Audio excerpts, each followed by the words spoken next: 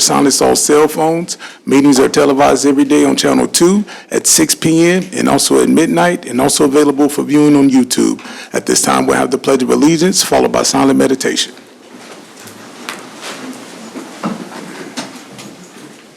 I pledge allegiance to the flag of the United States of America and to the republic for which it stands, one nation, under God, indivisible, with liberty and justice for all.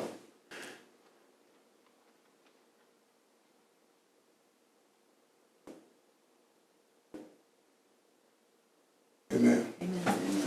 At this time, we'll have a proclamation.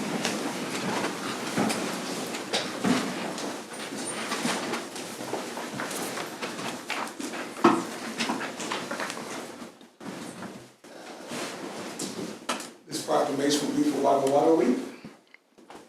The city of Leavenworth is proud.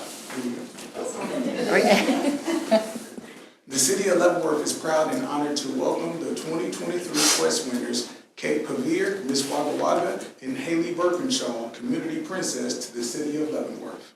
The sister city affiliation of the city of Leavenworth with Wagga Wagga was established in the year 1962. The visit of Kate and Haley has strengthened the bonds of friendship between the two cities that has prevailed for some 61 years. The spirit of good will be extended throughout their visit as local civic organizations, community members, and elected officials have the chance to meet and converse with these lovely Australian ladies. We do commend Kate Pavir, Miss Wagga Wagga, and Haley Birkinshaw, Community Princess, as ambassadors to the city of Leavenworth that have fostered the ongoing relationships of our sister city, Wagga Wagga, New South Wales, Australia. I, Jermaine Wilson, Mayor of the City of Leavenworth, Kansas, hereby proclaim August 21st through 27th as Wagga Wagga Week.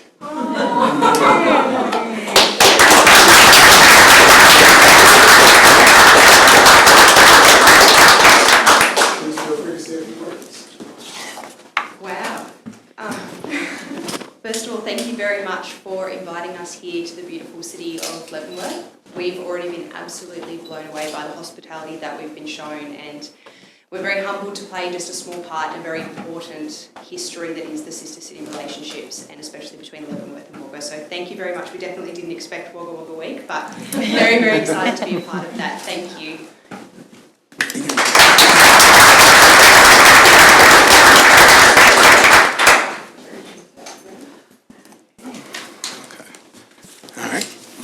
Next item on the agenda, old business, consideration of previous meeting minutes from August 8th, 2023, regular meeting. If there's no questions or comments, I'll entertain a motion. Mr. Mayor, I move to approve the minutes from the previous meeting. A second. A motion has been seconded. Begin voting with Commissioner Leanne Hart. Aye. Aye. Aye. Aye. Motion carried, 4-0. Next item on the agenda, second consideration ordinance number 8222, approval to levy special assessments for nuisance abatement costs.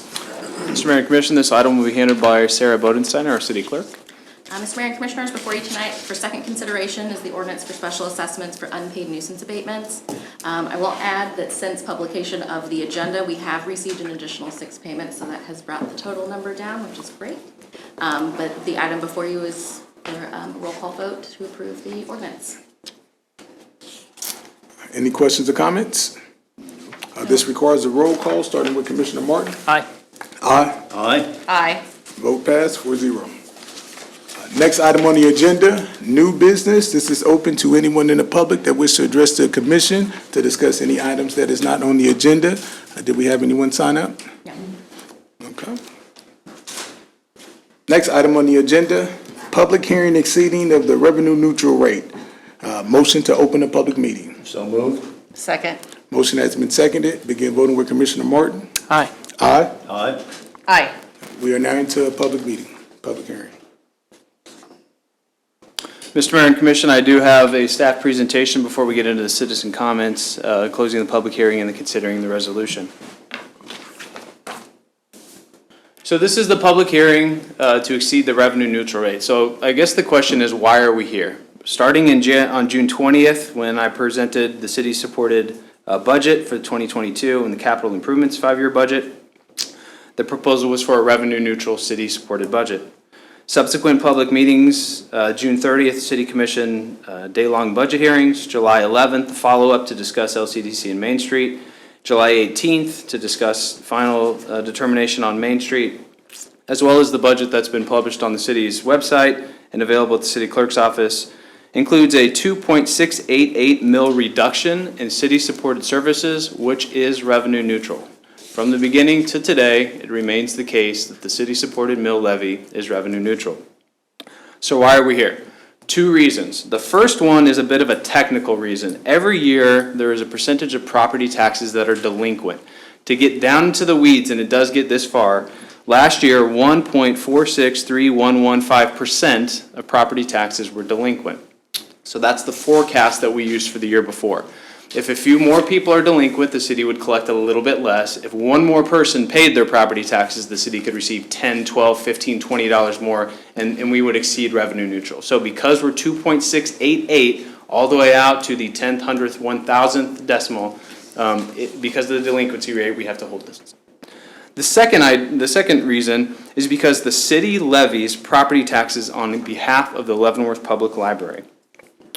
This is included, the state included this when they enacted the revenue neutral statute. The state had flexibility whether to include a jurisdiction like the library or not, and the decision was made to include them. So because we levy on their behalf and their levy is not technically revenue neutral, the city then has to hold the hearing. The library is exempted from those hearings. The state had quite a bit of flexibility in how they crafted it. For example, the state had the ability to include themselves in the revenue neutral discussion, and they elected not to. So they exempted themselves, and they are not revenue neutral. And that was a decision made just like it was to have the library included. So let's talk about the numbers. Why are we here? If you'll look at the budget or the presentation on the board, you will see that the City of Leavenworth's 2023 mill rate of 25.654 did represent a 1 mil reduction from the year before. We received the revenue neutral rate from the county clerk. Let me get my laser pointer here. And that's 22.966 mils. You will see that the city is proposing to levy 22.965 or 1/1000th actually below the revenue neutral rate. So the City of Leavenworth city-supported mill is revenue neutral. You will see that the library has two levies. One is the general fund. Last year it was 3.516. They did cut it back for 2024, but it does not meet the revenue neutral definition set out in statute, which is 3.148. The library also levies a library employee benefits fund levy. And again, that went from 9.965 to 0.931. Again, a reduction, but not a reduction to the level of the revenue neutral rate. So what does that mean overall? In relation to the revenue neutral statute, the city's mill, which is the city and the library, dropped from 30.135 mils down to 27.397 mils. But that is 0.419 mils above the combined revenue neutral rate. Is that clear? Is there any questions at this point? No. Okay. These are the same numbers presented at the June 30th meeting that is included in your book. So this has been the case since the beginning. So the next question is, what does that mean dollar-wise? So for a property owner in Leavenworth with a house value of $225,000, and this seems low, but the Census Bureau does say that the median home value is $142,300.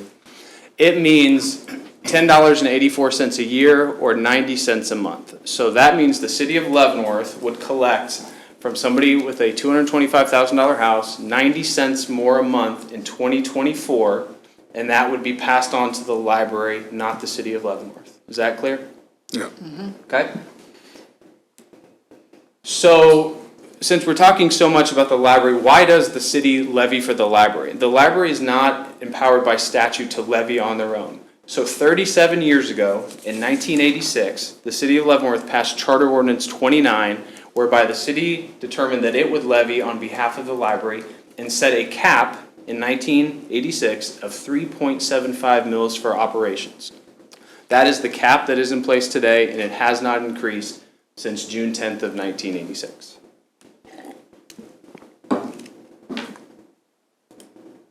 The next one is the library's limit is 3.75 mils, yet the library's levy is 4.432 if you put that employee benefits fund. How is that possible? In 1995, the city enacted an ordinance creating a employee benefits contribution fund, and that levy is limited to 5 specific uses. Social Security, these are for employees, CAPERS contribution, workers' comp benefits, unemployment benefits, and health insurance premiums. So that's why if you look back at the number, it's so specific because it's related to those employee benefits determined by their payroll and by their employees. If you'll also look at this number 3.501, technically the library is leaving funds that they could levy on the table. They can levy up to 3.75 mils. They're levying 3.501. So the next question is, the city levies, but can it limit the library's levy? The answer to that is no. Who says no? The Office of the Attorney General in 1982 said that the amount of money to be raised through the imposition of a property tax to maintain a library established under KSA 12-1218 is to be determined by the Board of Directors of the library, not the governing body of the municipality. Although the sum requested cannot result in a mill levy in excess of that allowed by law, the governing body of the municipality may not reduce the amount requested by the library board. So they can go up to 3.75. They've chosen 3.501, but the city cannot reduce the levy requested by the library. So does that mean that residents in the city of Leavenworth will only pay 90 cents more a month? And the answer to that is I don't know, because the city of Leavenworth does not control the majority of the property tax in the county. The city of Leavenworth controls less than 1 out of $5 that our residents pay in property taxes. About 18% of the property taxes paid by a Leavenworth resident comes to the city of Leavenworth. So I don't know, and it's up to those jurisdictions what their levy is to determine what the individual's property tax bill would be. That's what this governing body has control over. One thing I did want to point out is this slide is not meant to point the finger at any other agency. Every other agency has an elected governing body. They have their own budget. I'm not privy to all the discussions that go in, their revenue sources. I'm just simply saying that the city accounts for less than 1 out of $5 that goes to your property tax bill. In fact, the city has the most diverse revenue stream of these taxing subdivisions. 32% of the city's overall revenue is sales tax based. Only 14% is funded by property taxes. That gives us the flexibility to cut a little bit on property taxes if sales tax is doing well. Sales tax is the most volatile revenue stream, so we do worry a little bit about over-reliance on sales tax, and I will actually get into that in a slide or two. We are seeing that trend shift markedly in the last 90 days.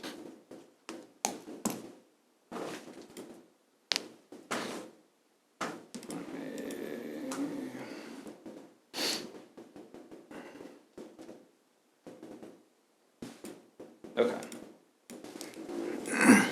So what were the factors involved in the city proposing a revenue neutral rate for city-supported funds? The first one is we had a stable and sustainable reserve position brought about by careful consideration of expenses and projects over many years. This commission over the last 2 years, the previous commission before that, we had gotten our city reserve level above our 30%, which 30%, that's a whole nother study session. That's not a number picked out of the air. That's based on our rating agencies' best practices throughout the industry. So when we got that to 36, 37 through the pandemic, we used that this year so that we would have a safe and stable reserve, but that we wouldn't have excess reserves. The second factor was that we had a complete retention of all revenue streams. Now what that means is there are other entities that dictate our revenue streams and what they may be. In this case, I want to highlight 2 that were under consideration by the state. There was a bill to eliminate the local sales tax on groceries. If you remember from the previous slide, we rely heavily on sales tax to go to revenue neutral and to fund city operations. The reduction or the loss of the local sales tax on groceries would have been between $1.2 and $1.6 million in revenue for the city, which equates to 4 to 6 mils. The other thing is the full property tax participation by Leavenworth residents and businesses. There was also a bill in the legislature to exempt restaurants, to exempt fitness centers, and at one point child care centers from property taxes. So the first one would have slashed sales tax revenue, the second one would have slashed property tax revenue, and the city would have been left to continue to fund services with reduced revenue. You often hear other revenue. Can we use other revenue other than property taxes? Other revenue helps, but when other revenue is undercut by levels that we can't control, that makes it almost impossible. Maybe the most important factor of why we were able to go revenue neutral this year for 2024, proposed that, was that sales tax revenue in the post-pandemic years, 21 and 22, came in well over forecast. Why? Stimulus dollars maybe, people weren't traveling maybe, they had more disposable income to spend at Walmart, maybe buy a new car. But on my next slide, I'll show you that that trend is already reversing. And then finally, it was the commission's direction. The commission said, let's take care of what we have, let's not expand. We understand that our residents and our businesses are experiencing tough times. Let's not do anything new. Let's maintain what we have. Let's maintain the workforce we have. And so that's what we did. And those factors allowed us to cut to revenue neutral. This slide's a bit busy and I won't go through all of it, but I wanted to show you it for two reasons. The first one is, if you will look at the lines 2021 actual and 2022 actual, you'll see sales tax exceeded budget by 1.1 million on both of those. That's what I'm talking about. Over the post-pandemic years, we budgeted for sales tax growth, 2 to 2.5%. It came in at 4.5%, 5% because of that unanticipated spending. So we used that to be able to get to revenue neutral for 2024, those sales tax dollars. If you look at the bottom section, you will see that in 2023, we are already $353,000 behind on our forecasted sales tax increase, and most of that has happened recently. You'll see in the headlines that for the first time in history, there's $1 trillion of credit card debt in America. The pandemic savings has pretty much been blown through. So we are seeing sales tax numbers regress to the numbers that we would have expected, 2 to 2.5% solid growth, but not what we've seen, which was 4, 5, 6% growth. So we are seeing those come down. So finally, where are we? This is the budget that's before you. The revenue neutral has to be voted on this evening. If the revenue neutral is voted to exceed, or it's voted not to exceed, the library still receives their requested amount because the city cannot lower that request. If you do not exceed revenue neutral, this difference, this 0.419, would have to come from the city-supported mill. So then we would have to make an adjustment to the city-supported mill. So I know I went through that fast. I'm happy to answer any questions, and I know we have public comment, but I wanted to give you sort of a full picture of why we're here tonight and what we're considering. Any questions from the commission? Thank you for the presentation. Yeah, detailed as always. I appreciate it, Paul. Go ahead. Thank you, Paul. You got any questions? Not for Paul right now, no. I do have a question. Yeah, go ahead, I do too.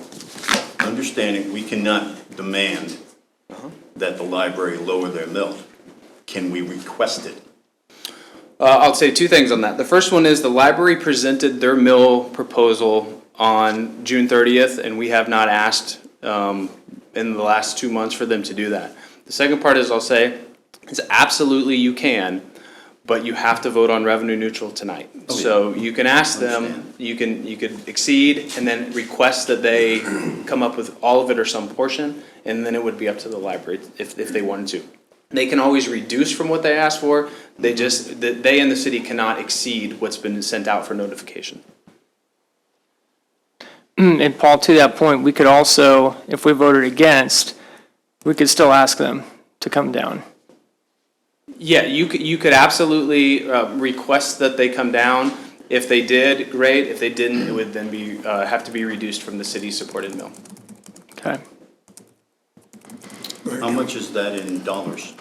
So the 0.419 comes out to about $128,000. So they have about a $1.4 million budget, so it's somewhere around 10% of their budget. 8 to 10% of their budget. I have a question, Paul. So that 128,000 or whatever, if we went revenue neutral, and you said then that would come to the city and would have to find that money for the library? If the library determined that they could not cut their budget and meet their obligations by cutting 0.419, and then yes, then the city would be required to reduce our mill levy by 0.419. In addition to what we Where did would at this that point. money come from the city? Would you have to cut certain infrastructure or Yeah, fire, I mean, please? so what we would do is if it didn't, the budget actually could not be voted on tonight because the budget in front of you is funded on 22.965 mils. We would have to make that change and then make a recommendation to you at the September 12th meeting.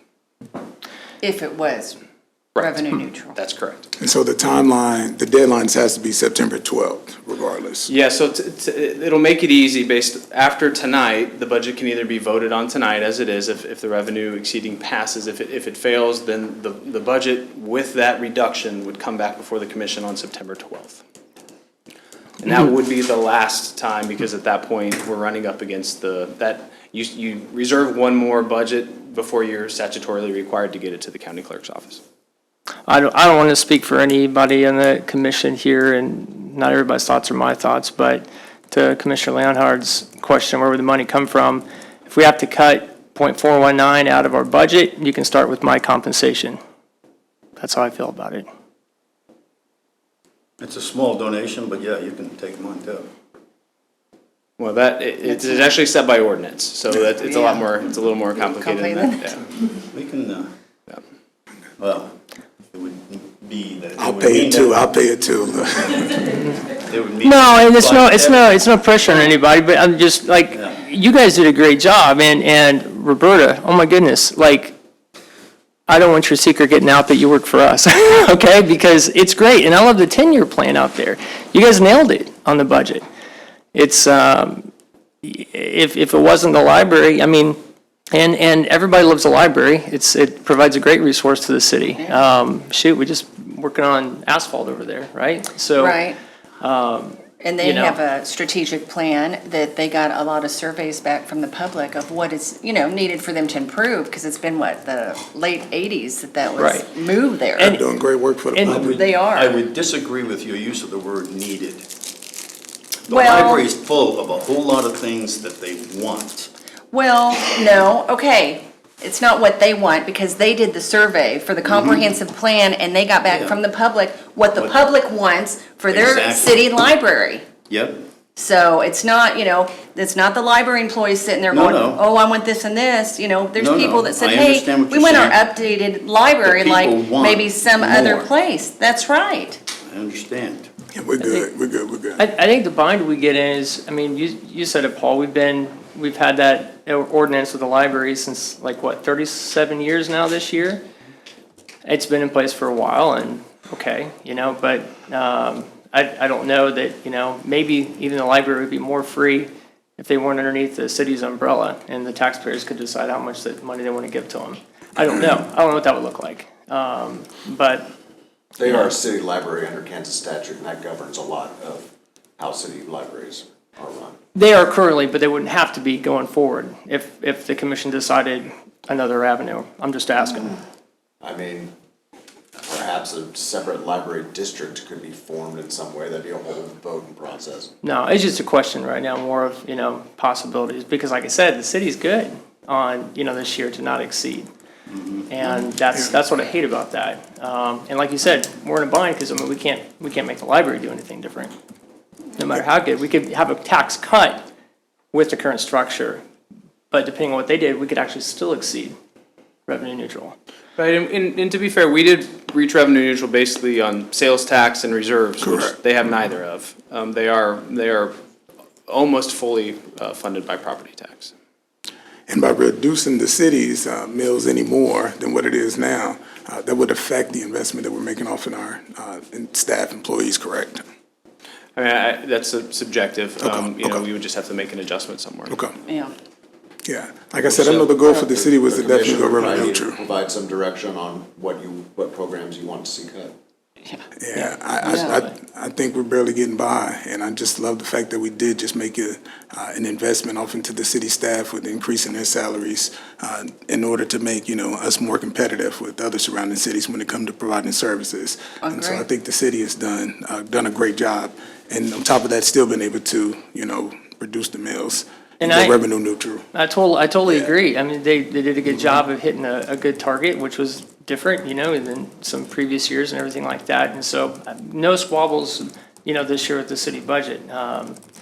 I think, Paul and Roberta, you guys have been moving a lot of things around to make it happen and doable and better long-term too. So no squabbles there. It's more of, we're in a bind because we can't hit our number because of, we're limited, because we are grouped in with the library at this point. So at this time, if there's no other comments from the commission, I want to ask the public unless you got another question. I agree with Griff, very much so.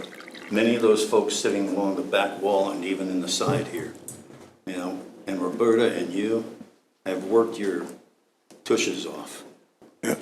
okay, and done a tremendous job and a tremendous service to this city in coming up with a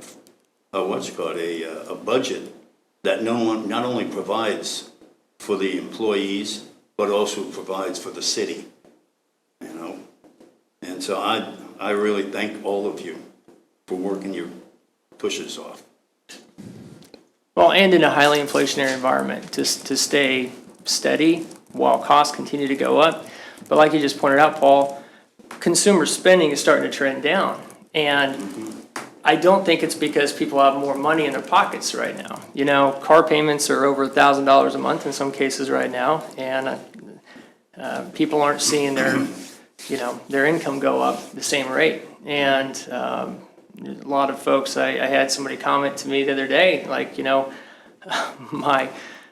he said, my 1 month of my retirement goes to covering my housing costs. And I know other folks are worried about if they're going to keep their homes. And it just feel, and I prayed about it, and the more I think about it and pray about it, it's like, we're in this spot because something's broken. And I'm not saying it's Leavenworth, I'm not casting blame on anything. You know, as a country, there's several things that are broken. And I don't know where you begin to fix it, but I feel like, you know, if we just continue, that the answer is not just to continue creeping up taxes, property taxes everywhere we look. I don't even like talking mills because people just want to know, am I paying more than I did last year or not?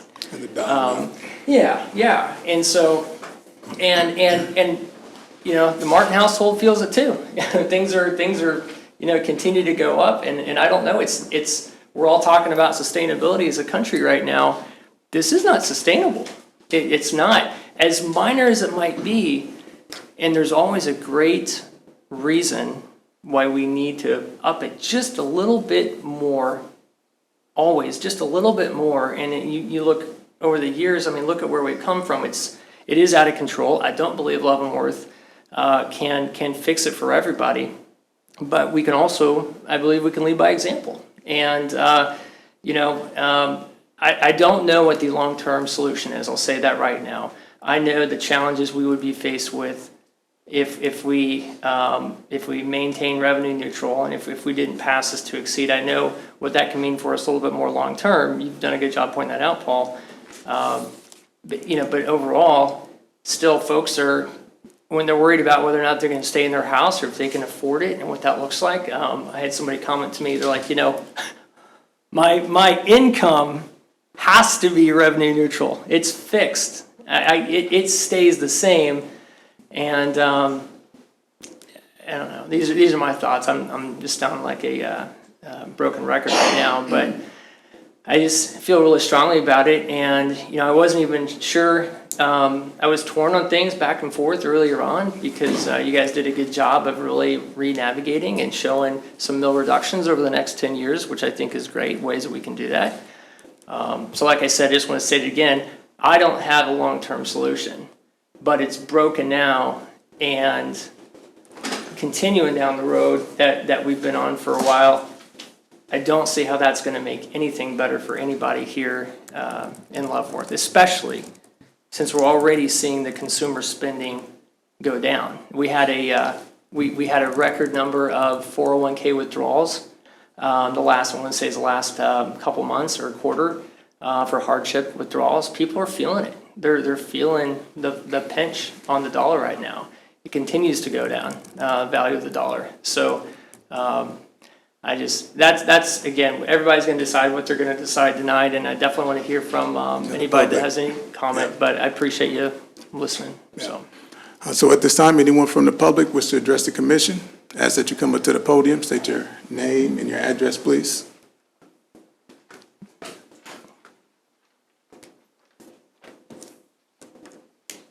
Good evening. I am Clarice And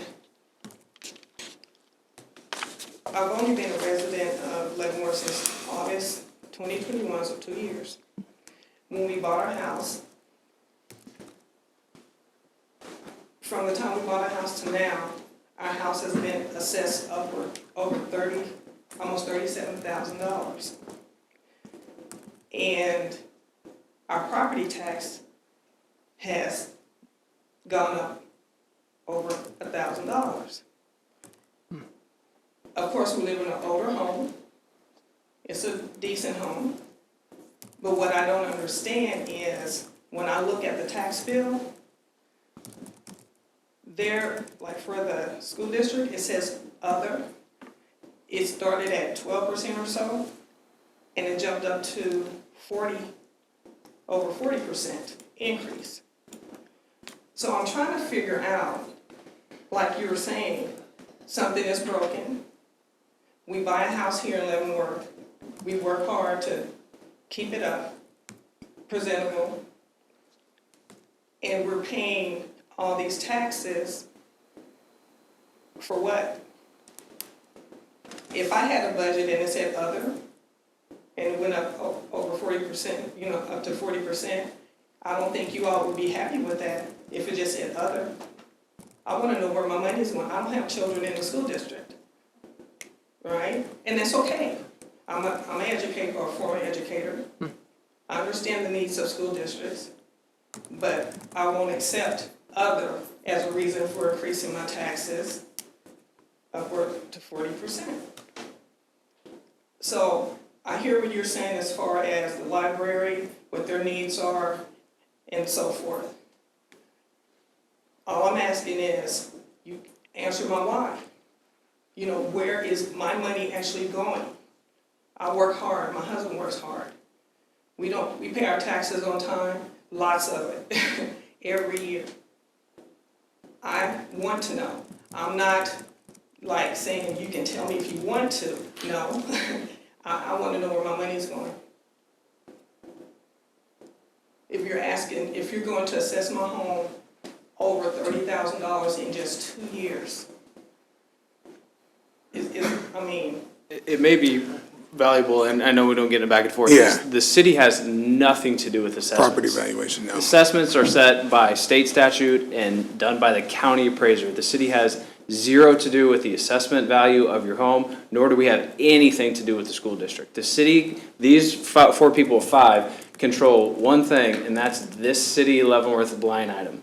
We do not control anything dealing with assessments of property. That is a county and a state function, not a city function. so the city, and I'm just trying to Yeah, learn we have myself. nothing to do with it. So the city gets none of that money.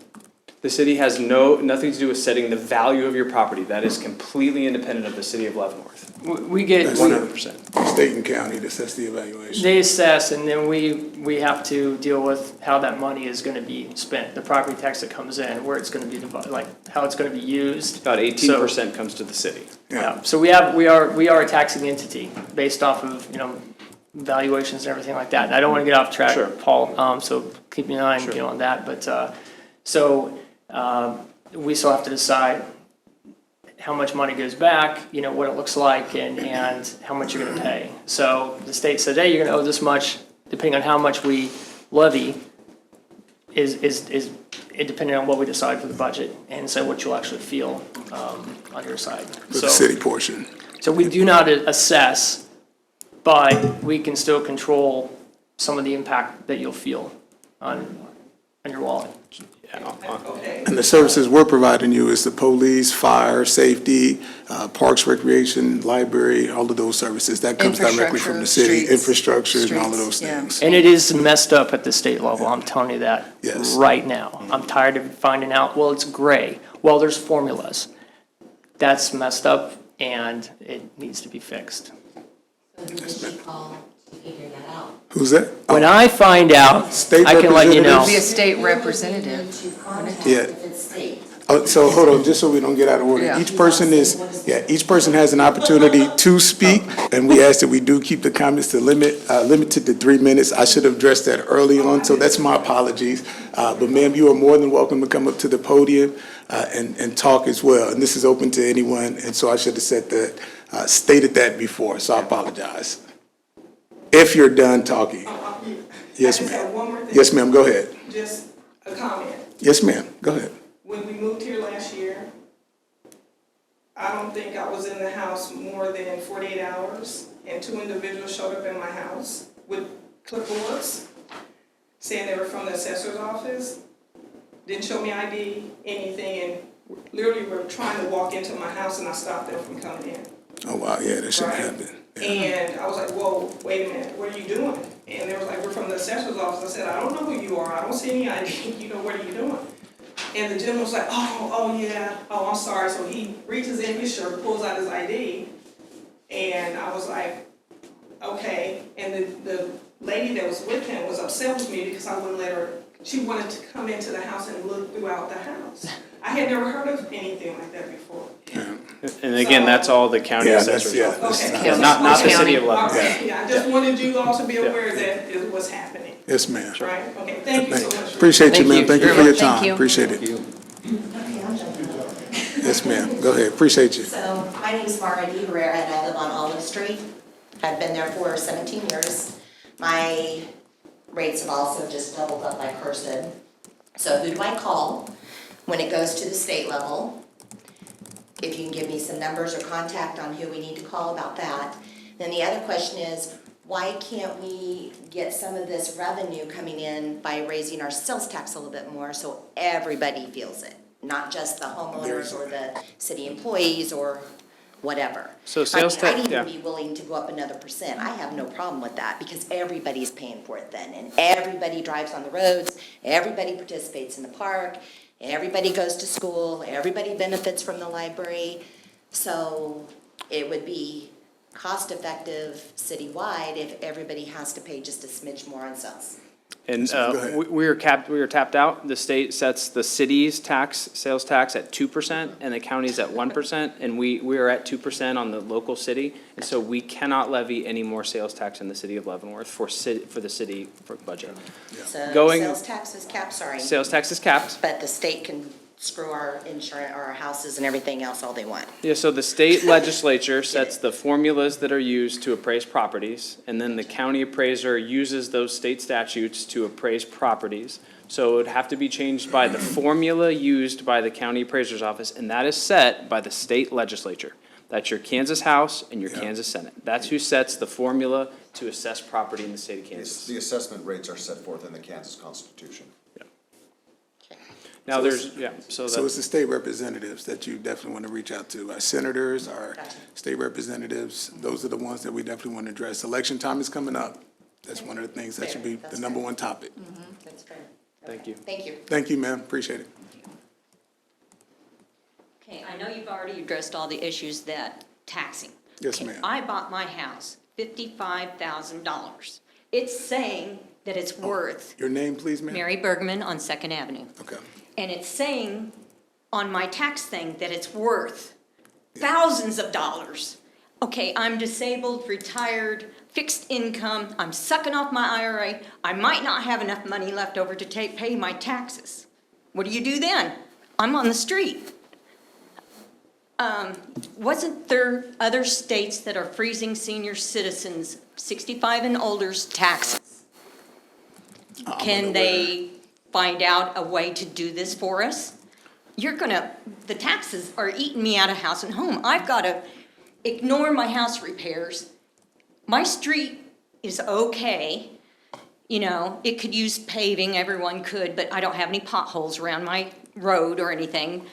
But it's just getting uncontrolled. I cannot see me paying $142,000 taxes for a $55,000 house. And when I go to sell it, I can't ask for $142,000 for my house. It's a small house. I live within my means. I use maybe $10 or less a day for food. Plus, I have to buy medicine, I have to do all this other stuff, I have to buy the heavy-duty gas because gas is going up. You know, I can't even afford to go to Walmart. I go to Walmart once a month because I don't have the money to go. Is there a way they can cap senior citizens? I'm over 65, I may not, you know. I've lost 50 pounds in the last 2 years because I don't have enough money to do all this stuff. Is there a way they can freeze senior citizens' taxes? And our legislators in a position, man, where they can do anything that they want And to. you're gonna say the city of Leavenworth has no clue of what to do about it? No, we can, we no. we Is there can any impact way you that. can We help can us? impact We that. can still do our part, like I Is said. there a way, though? Well, and that's what we're having this discussion tonight about, ma'am. And so, I really think they should cap the senior citizens. Yeah, there's some proposals to cap, looking at a 4% cap, I think is being bandied about by the 'Cause legislature. I don't know if I'm gonna be able to afford taxes But next your year. state senator and representative and their legislative cycle comes up in January, and so that's who didn't make those determinations. My car taxes and tags, those are outrageous. I keep, you know, I bought a '01 truck, and it's so high, you know?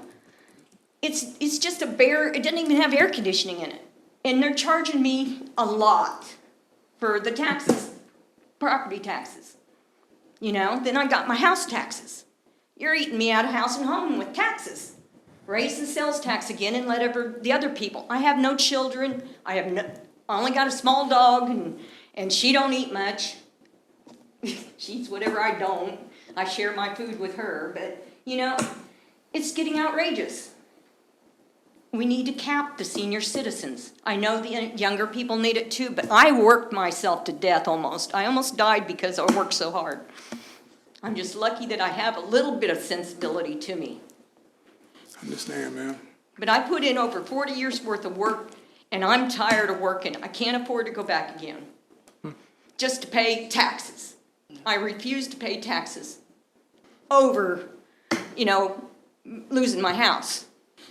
I do pay my taxes, I did, but it took all my savings. What am I gonna do next year? I have to do without so I can afford to pay the taxes. It's just sucking me dry.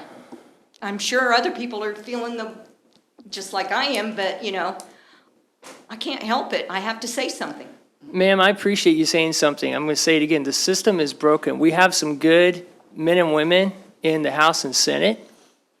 It's still too slow, okay? It's too slow. Somebody needs to put a fire underneath their butt and get us taken care of. We are Leavenworth. Let's be proud of our town and proud of our people. Right now, I'm ashamed to tell them where I live. Well, ma'am, and I encourage you to continue to spread your message and let your voices be heard. And it is important that we do get the right officials in office that's going to represent and carry that burden along with you into the House of Representatives, and also as well as our senators to be able to speak on your behalf. And so we can get the right people to make the decision that's not only going to impact you, but our state as a whole. Please speak for us, please. Yes, ma'am. We need this. We need to be capped somewhere, or like the last lady said, 1 more percent. I can pay 1 more percent once in a while, you know, when I go once a month. Yeah. But, you know, I don't even go out to eat. I don't go anywhere. Yes, ma'am. But thank you for your time, and I appreciate it if you could help us. Thank you, ma'am. Thank you. Appreciate it. Thank you. Doesn't pay to get old. Gerard Overby, 4108 Grand Avenue, Leavenworth. I come to you today exactly 1 year ago when I asked you to consider revenue neutral vote for the citizens and the people of Leavenworth. I reminded you that we are in a recession and folks are hit hard with rising gas prices, approximately $5 a gallon now, and high grocery bills, and those things haven't changed. Folks on a fixed income have to make hard decisions. Do I pay the taxes on my property, or do I put food on the table? Yes, tax folks is out of their homes so they have to sell. Folks who have been here 5 or 6 generations are now forced out of their homes and lands.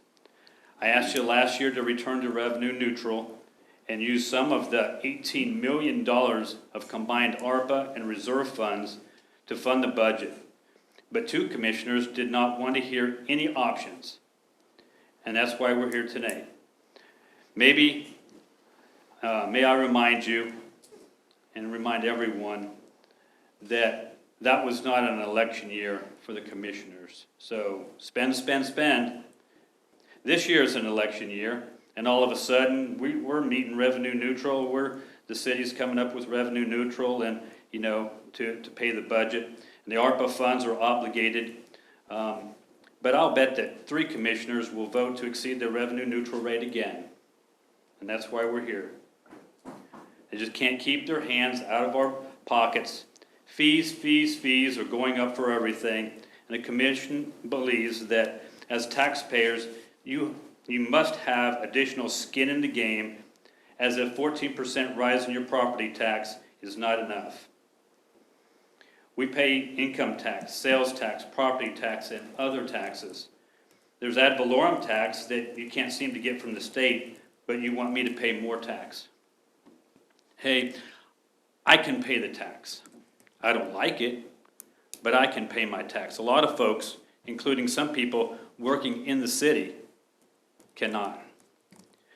You have to decide between the needs of the city and your wants.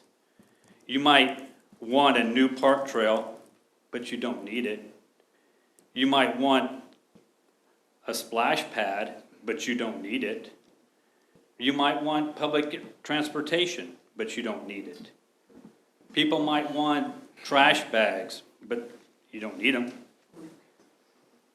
You might want a pickleball court, but you don't need it.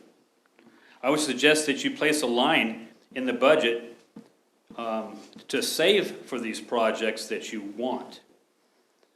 I say balance the budget, spend within your means, don't go over the budget and then raise the mill levy to match your spending habits.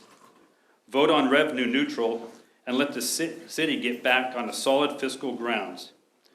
That's what I would do. Thank you. Thank you. Thank you. Thanks. Anyone from the public wish to speak to the commission? Thank you all for coming up and expressing your concerns and letting your voices be heard. At this time, we'll motion to close the public hearing. So moved. Second. Public hearing has been closed. I'll begin voting with Commissioner Leonhardt. Aye. What are we voting on? To close the Closing public the hearing. meeting. Just to close the Aye. public hearing. Aye. Aye. All right. Public hearing has been closed. Consider resolution B 2343, approval to exceed revenue neutral rate. This requires a roll call. Are there any further questions for Yeah, do we staff? have any questions? No, I appreciate you listening, Paul and Roberta, again. I appreciate it. And yeah, thank you for the information. Starting with Commissioner Leonhardt. Okay, what do I, A oh, we roll just need a call roll call. to approve. So approval to exceed revenue neutral rate, yes. No? I'm gonna say no. No. Okay. Thank you all for coming out. Appreciate it. Thank you. So before, we still will have the budget open hearing, we'll still have the budget hearing, so any comments on the budget, and then staff will have to go back and cut the funds indicated from revenue neutral from the city budget. All right. So the budget will not be up for a vote tonight, but we'll still hold the public hearing. Okay. Okay. All right. Public hearing on 2024 operating in 2024, 2028 capital budgets. Open public hearing. Motion to open public hearing. So move. Second. Motion has been seconded. Begin voting. Commissioner Martin. Aye. Aye. Aye. Aye. All right, we're now into our public hearing.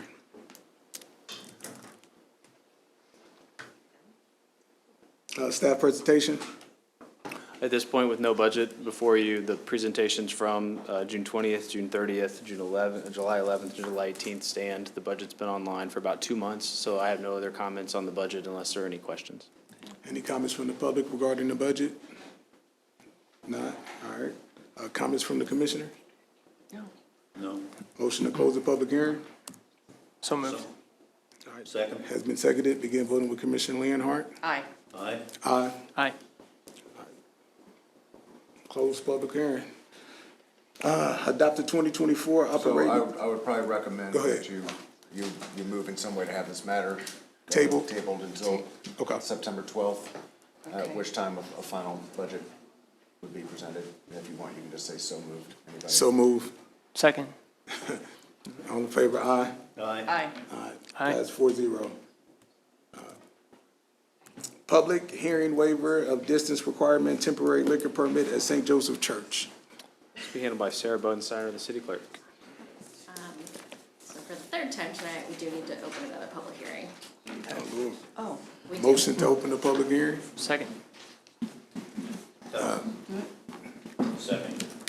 Begin voting, Commissioner Leonhardt. Aye. Aye. Aye. Aye. Thank you. Open the public hearing. Mr. Mayor and Commissioners, before you this evening is consideration for a request to waive the distance requirement to allow the St. Joseph Church to apply for a temporary liquor permit for their annual German Fest event. That will be held Saturday, October 7th. The city code allows for the city commission to waive the 300-foot distance requirement in order for the church to have and apply for the temporary liquor permit. Letters were sent to all property owners within 300 feet of St. Joseph Church notifying of the public hearing this evening. I did receive a letter of support today from a property owner that was in support of the waiver, and also John and Teresa Williams from the parish are here if you have any questions. So before you tonight, after you hear from the Williamses and anyone from the public, would be to consider the waiver and grant it as requested. Any questions? Question. Yes, You gonna have German beer? that will be definite. Yes. Okay. And is a German person going to make the sauerbraten? That would be a yes. Thank you. Important things. So would you like for me to give you the whole spiel, or Yes. can we just go Yes. with that? Go ahead. I was afraid you'd say that. Go ahead. Commissioner, yes. Mr. Mayor, and distinguished commissioners, I am John Williams, and this is my lovely wife Teresa. We are here from St. Joseph Immaculate Conception Church, and we are asking for the waiver for a liquor permit at St. Joseph Church, 06 North Broadway, this year's St. Joseph's German Fest. Now, for our history portion of the request, which has several times been demanded by the commissioners. The present German-style Gothic church was dedicated in 1871 by Bishop Miesches and Fink. The German language was spoken in the parish for over 80 years, and since 2002, we have had a celebration of the annual German Fest to honor the rich ethnic history of St. Joseph community. We are requesting the waiver for Saturday, October the 7th. The German Fest will include a 4 p.m. Mass, dinner from 5 to 8, and of course the German and traditional beers at the beer garden. The food will include the ethnic German food, sauerbraten, brats, my personal favorite, hot German potato salad, red cabbage, homemade desserts, drinks, tea, water, so forth. All for the low price of $12 for adults and $5 for children. The beer garden is, we'll have the German beer and a variety of traditional beers. We will have a raffle of a homemade sewn German-style quilt, cash prizes, and a German basket of goodies. The silent auction bids of the St. Joseph stained glass window pane, refurbished glass from the St. Joseph Church from the past renovation. The music is from the Fest House Musikanten Band, polka and traditional songs. Last year, over 300 participants, including parishioners and fellow community friends, attended the event. Father Glenn Snow emphasizes the fellowship that is nurtured during our fundraisers. We would like to invite the mayor and any and all the commissioners. I've seen several of you at our different events, and we appreciate that. And thank you for your time, and any questions? Any other questions? No? I have none. No. Thank you, appreciate it. We thank you all. Thank Really. you. Thanks, John. Teresa. Yep. Motion to close the public hearing. So moved. Second. Has been seconded. All in favor, say aye. Aye. Aye. Public hearing has been closed. Motion to consider waiver. Okay, I move to approve the waiver of distant requirement temporary liquor permit at St. Joseph Church for October 7th. Second. A motion has been seconded. Begin voting with Commissioner Martin. Aye. Aye. Aye. Aye. Motion carried 4-0. Item number 7, review of unsafe and dangerous structure, given 60-day extension at June 13th meeting. Julie? Okay. Just a second. Okay. So as you'll recall, we first started taking a look at our dangerous and unsafe structures back in April of this year. City Commission passed a resolution regarding potential demolition of 10 properties at that time.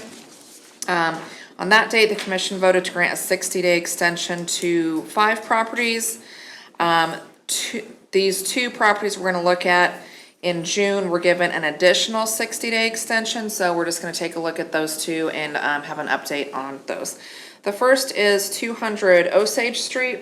It was a 2-story accessory structure. Work is ongoing. They've removed the 2nd story, but they have not installed a new roof yet. This picture is from November, actually. That's from June. They had started working on it. That's when you granted them another extension.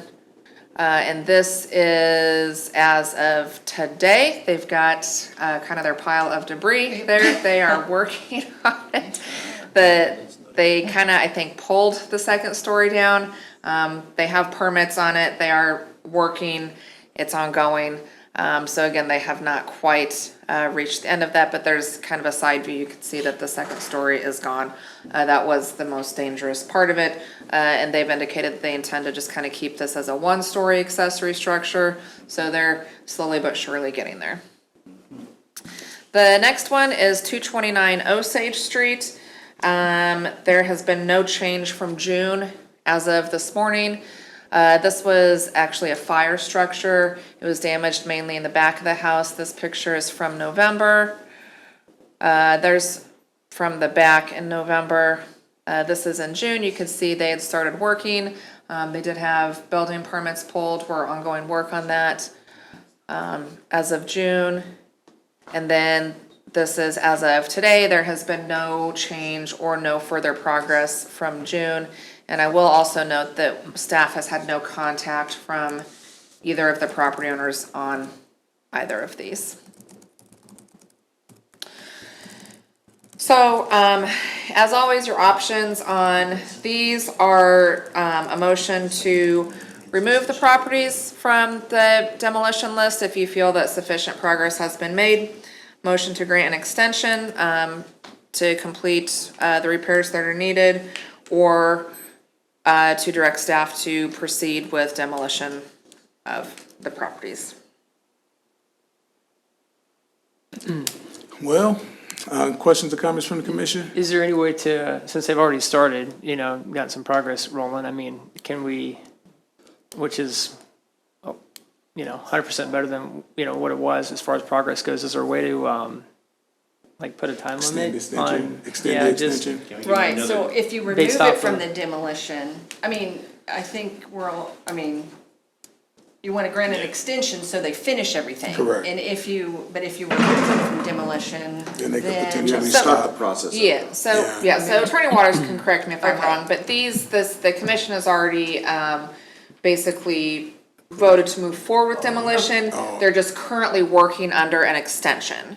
So, Okay. you can give another extension. Yeah. Whether that be you want them to come back to the commission, or, you can kind of direct staff to keep an eye on it for a certain amount of time, and if nothing happens, then staff would just proceed with demolition. Because again, the commission has already basically voted that these are dangerous and need to come down. They're just currently under an extension. So whatever you do, staff can proceed with our process for demolishing them. If you want to give another extension, have them come back, have staff keep an eye on it, you've got a few options. Yeah, I would definitely recommend an extension since Yeah. they've already started. Yeah, that's great. Yeah, the work Yep. itself and. Ms. Hurley, Yeah. can you tell us, from the pictures we've seen, okay, the 2nd floor is gone. Is there any idea of what is up there now? I It's mean, the second half. Has the roof started to be constructed over there? or- No, it has not. They have not, let me get back. So yeah, I mean, this is as of this morning, so you can tell they haven't even cleaned up the construction debris. So they do have a permit, they just have not started that roof yet. So this one, we've been seeing change in it in the fact that they've taken the second story down now within the last 2 months. They've not proceeded with the roof yet. So this is again as of this morning, about 9 a.m. So if we grant the 60-day extension, if we decided to move forward with an extension, will you notify the owners on the extension, or how does that work? Yes, we always get in touch with them, and let them know what it is. Again, we haven't had any communication from the owners since the last time, but we do always keep them informed of where it's at. Okay, well, I've seen some progress on this particular property, and like I said, I would be in favor of moving forward with an extension. Would you like to see it back before the commission? I would, yes. Yeah, and what do you think? I 60 say days? 60 days. So a date we'd be looking at, would be to have it reviewed again at the October 24th commission Okay. meeting. Cool deal. Are we in favor with that? Have consensus, move forward, 60 days? Okay, so, and then, Make a motion, yeah. wait, She we can got do, it. I think we can Yeah, do one we're gonna do it, motion at the yeah, at end, the so end. we'll keep track of your decisions and have one motion You've at already the end. passed everything, so you're Or- you're giving staff direction. Yeah, direct, okay, so we don't need a Okay, motion, gotcha. okay. So I'm fine with this. Apologize, yeah, okay. And then 229 Osage, they had done a fair amount of work between April and June, and then we've seen no further progress since June. Yeah, that's kind of bothersome. So that'd, again, be up to you if you want staff to try to reach out again, make contact with the property owners since they have already started work. It's up to you. Julie, when was the last time there was contact? Yeah, that one looks pretty.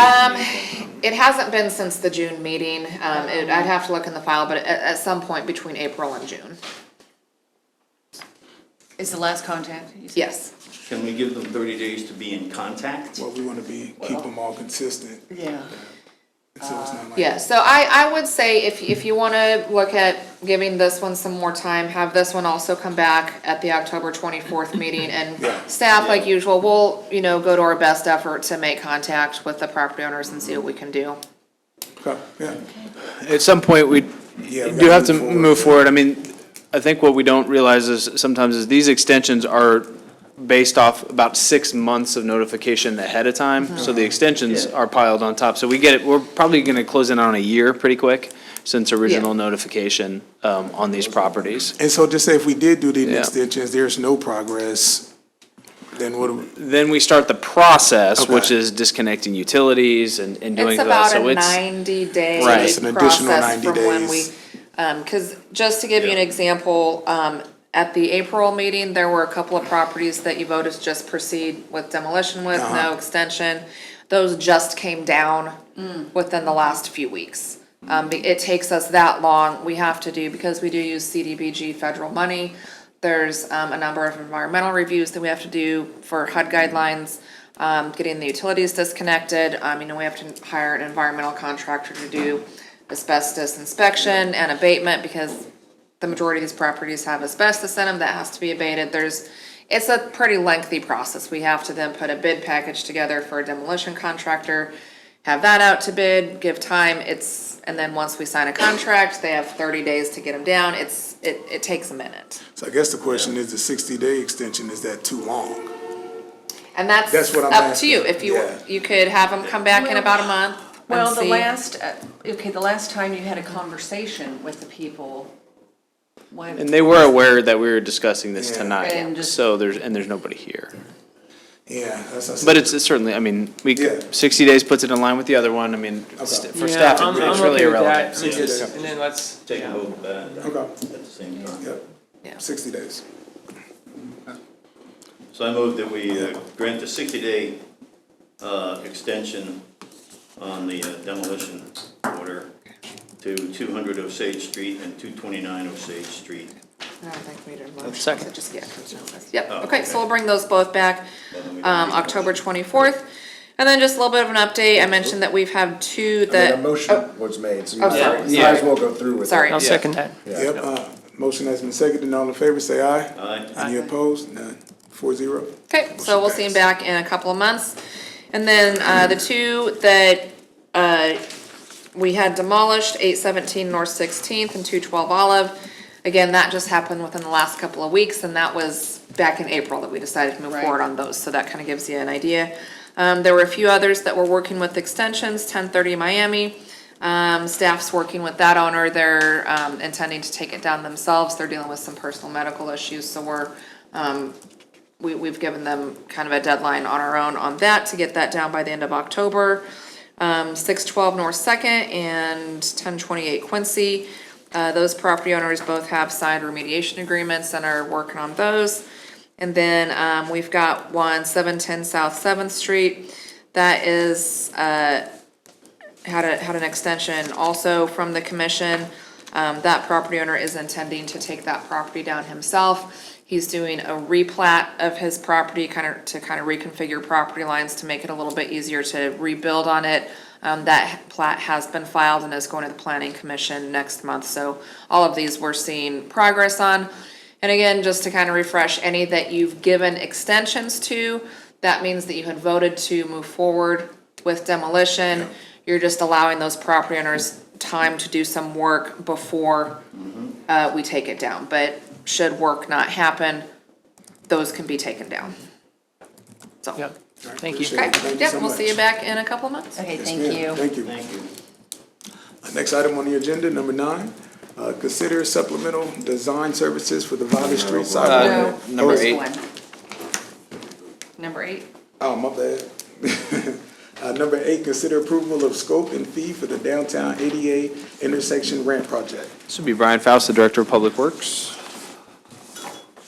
Thank you, Mayor and Commissioners. The item this evening is to consider approval of a contract with Wilson and Company for development of plans and specifications for the downtown ADA ramp intersection program. It is important for our community to provide opportunity for all of our residents and visitors by removing access barriers.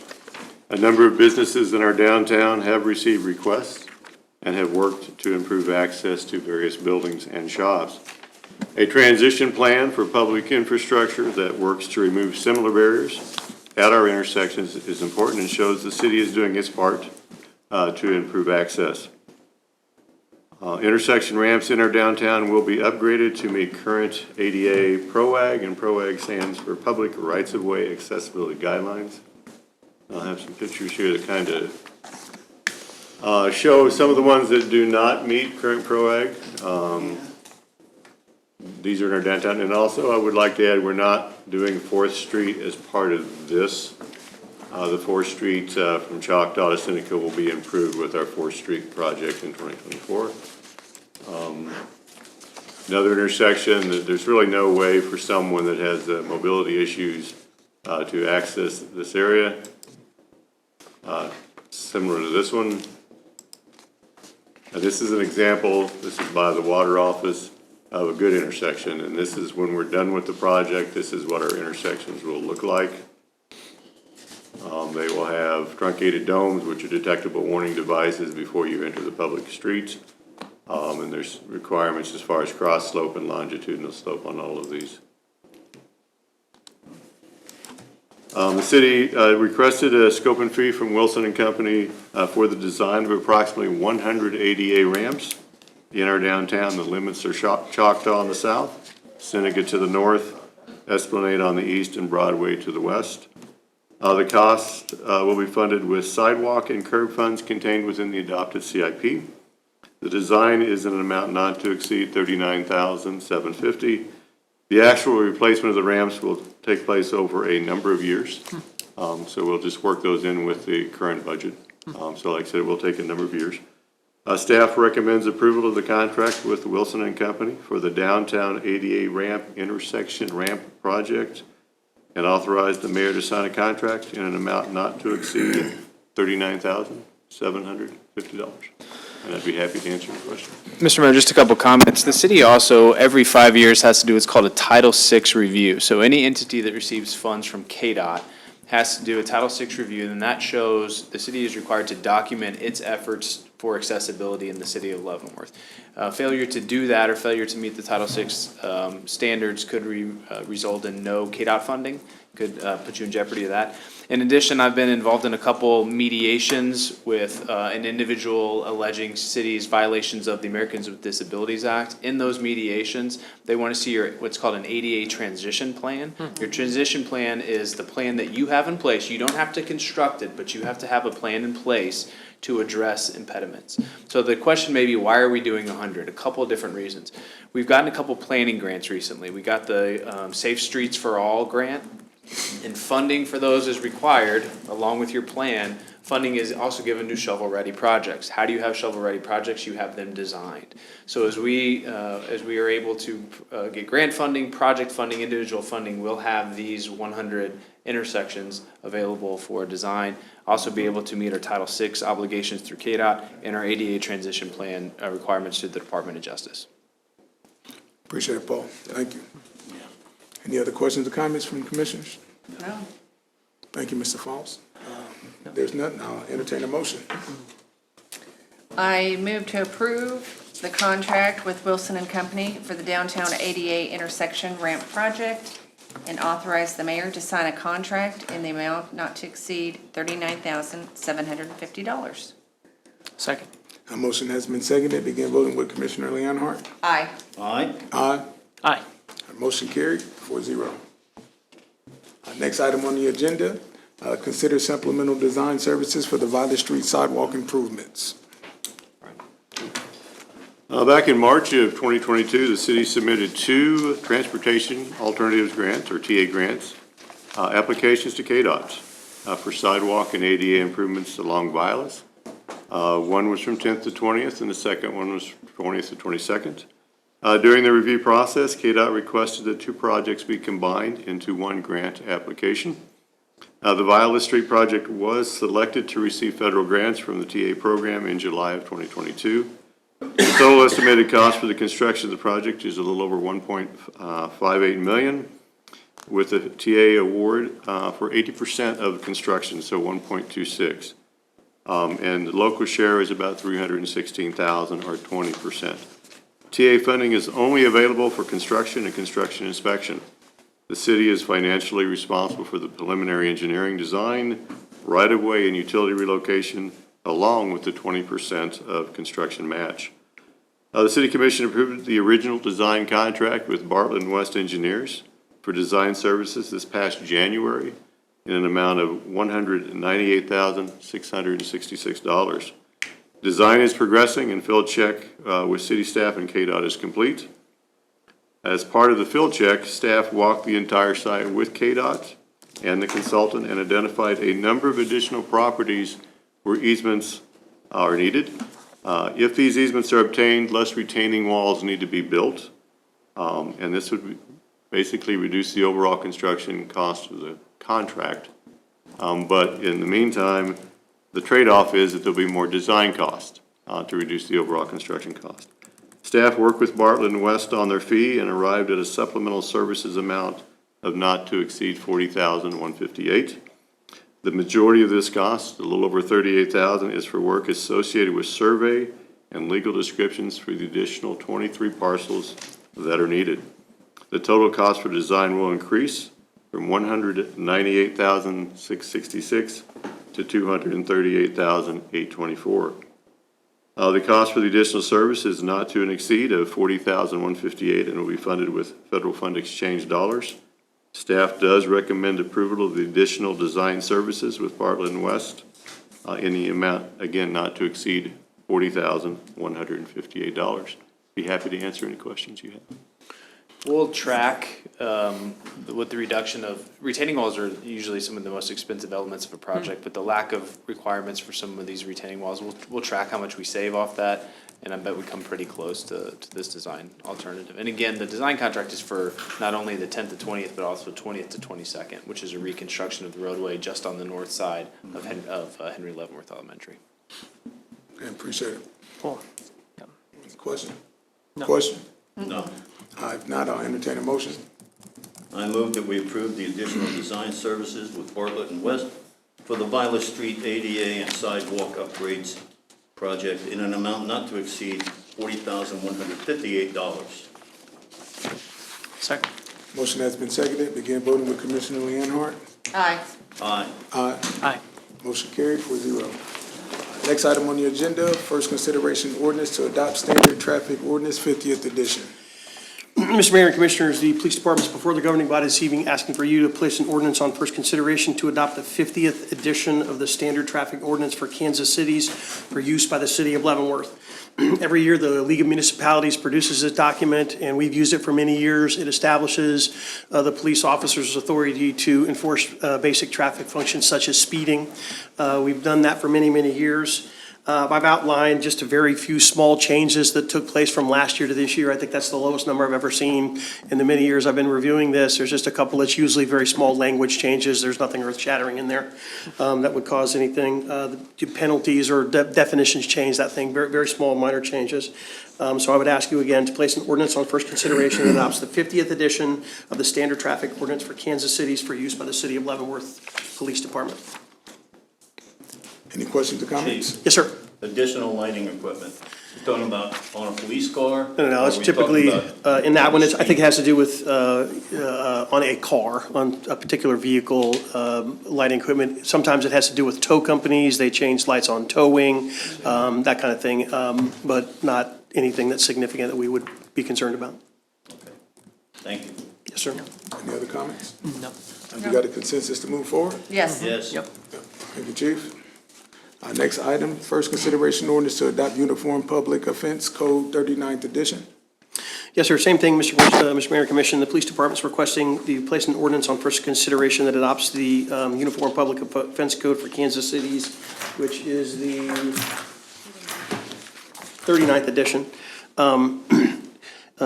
Each year, the League of Municipalities also produces a Uniform Public Offense Code that we've used for many, many years for police officers to enforce local laws here in the city of Leavenworth. It doesn't take effect until you pass the books. I've outlined the changes here. Most of them are very small. They've added one new ordinance of consideration this year. There is a specific offense related to battery against a healthcare worker that's outlined. We've seen an uptick over the last few years of nurses and healthcare staff in the emergency room being attacked with some violence, and so they added an ordinance in here that we could make specific to healthcare workers.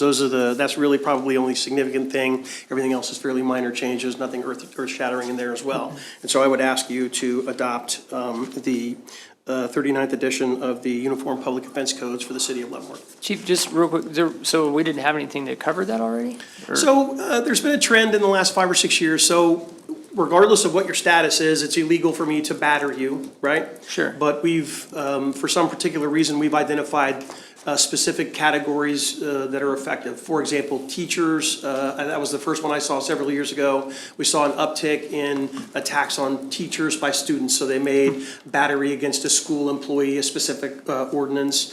Firefighters, prison guards, that kind of thing. And so it's a thing that's been going on for the last 7 or 8 years. It's still illegal, but the legislature and then the league decided to include that as a specific offense.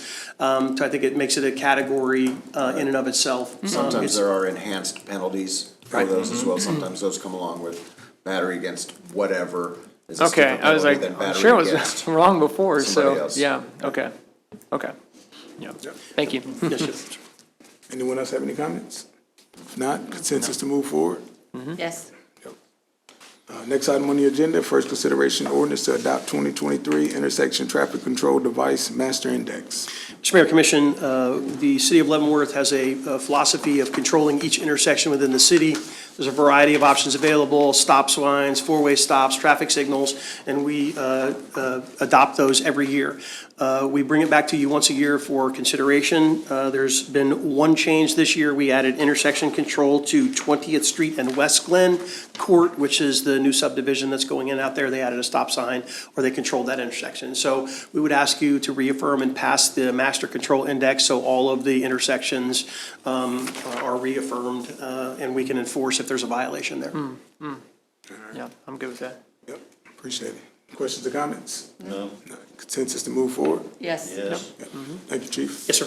Thank you. Thank you, Chief. This next item on the agenda, consent agenda.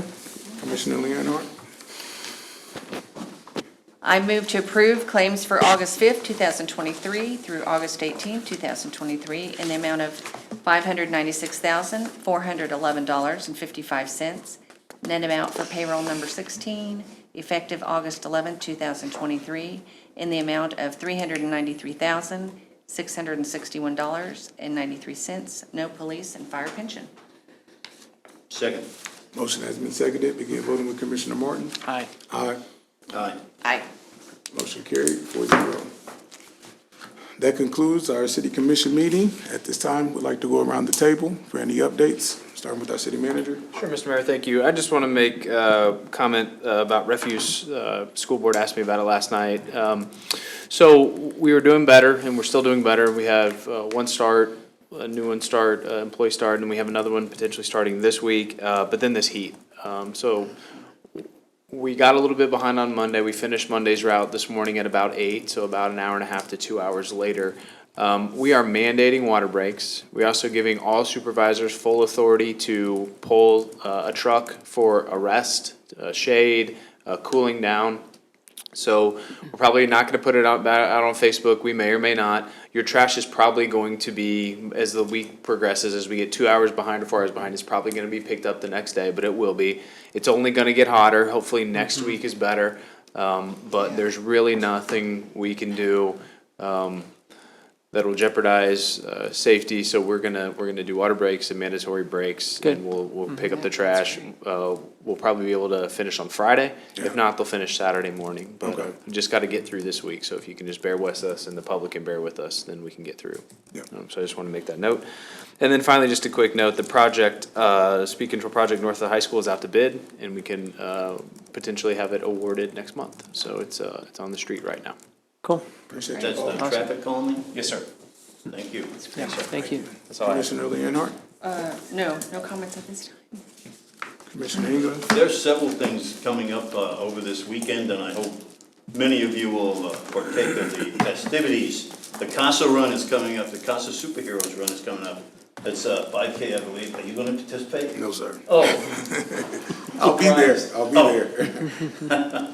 Also, there's a charm hunt coming up. It'll be Thursday, Friday, and Saturday, starting off over at the, what used to be known as the Hollywood Theater, to pick up your map and go pick up charms from the various businesses that are giving them out. Also, Leavenworth Art in the Park at Stubby Park will be coming up this weekend. All of these things are outdoors, a lot of outdoor activity, and it's really hot. So I would advise everybody, please stay hydrated, keep cool, walk in the shade when you can, run in the shade when you can, that sort of thing. Thank you, sir. Yeah, appreciate it. Commissioner Martin. Yeah, Mr. Mayor. No, I just want to say thank you to my commission team tonight and on just the stance on the revenue neutral rate and everything. And anyway, we're in tougher times right now, and I think it makes things challenging for everybody. So we just got to continue to move forward and chart everything out. But I wish everybody had a good rest of the week. Yeah, I just want to thank you to the city staff for everything that you're doing for our community as a whole. Definitely want a special shout out to the refuge workers for their hard work. I see that they're out there, and right now they are the heroes.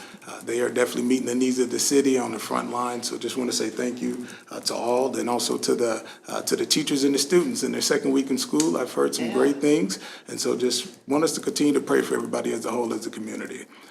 God bless you all, and hope you all have a great week. That concludes our meeting. Motion to adjourn the meeting. So moved. Second. All in favor, say aye. Aye. Any opposed? None. Meeting adjourned.